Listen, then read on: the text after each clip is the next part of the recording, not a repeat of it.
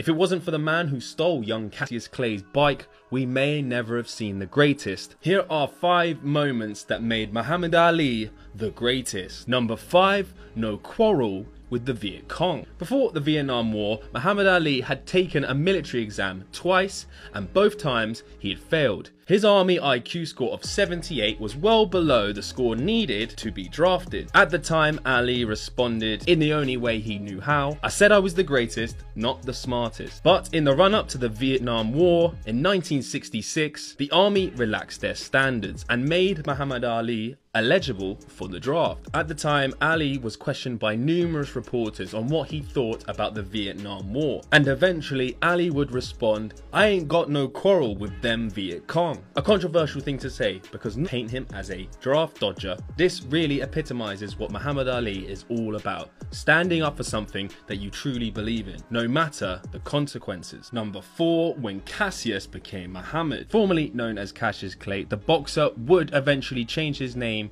to Muhammad Ali. Shortly after becoming heavyweight champion of the world, Muhammad Ali denounced his name Cassius Clay. That evening, before winning said title, Muhammad Ali spent time with his close personal friend Malcolm X. In the press conference that night after the fight, Cassius Clay announced he would now be going by the name Cassius X in honor of his friend Malcolm. A month after beating Sonny Liston for the title, Cassius X then announced he had converted to Islam and told the world that he would change his name to Muhammad Ali. Ali said, "I didn't choose it and I don't want it.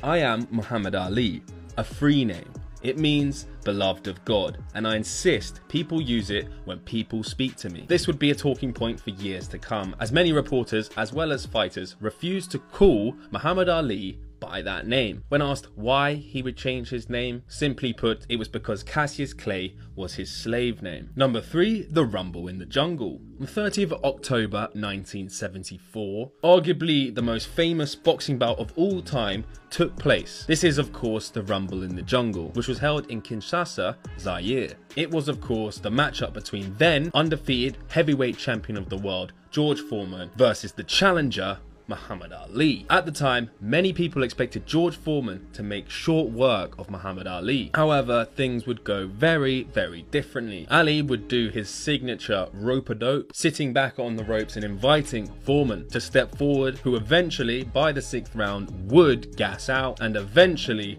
would fall in the 8th round. It is widely regarded as one of the best boxing bouts of all time, and Muhammad Ali would not be Muhammad Ali without the Rumble in the Jungle. Number 2, achieving gold at the Rome Olympics. All the way back in 1960, a young Muhammad Ali almost didn't travel to the Olympics because he was afraid of flying. So much so that he even bought a parachute from an army surplus store. Comfortable victories in his opening 3 bouts would lead to a finale against Pietrikowski. Ali would win the unanimous decision, but the story of his gold medal continues. According to Muhammad Ali, he threw this gold medal into the Ohio River because apparently someone had tried to steal it off him. Ali had said, "A few minutes earlier, I'd fought a man almost to death because he had wanted to take it from me. Now I had thrown it in the river and I felt no pain and regret, only relief and a new strength." This really does sum up Muhammad Ali. Winning that gold medal was probably one of the best achievements he accomplished in his life. So much so that other men wanted to steal it off him. But to Muhammad Ali, it was just another possession that was holding him back. And number 1, the stolen bike. Once upon a time when Muhammad Ali was growing up, he took his bike to the Louisville home show. Unfortunately for him, when he left, he realized that someone had stolen his bike. A stranger told young Cassius to go find policeman Joe Martin, who was at the nearby boxing gym. Muhammad Ali wrote in his autobiography, "I ran downstairs crying, but the sights and sounds and smell of boxing excited me so much that I almost forgot about the bike."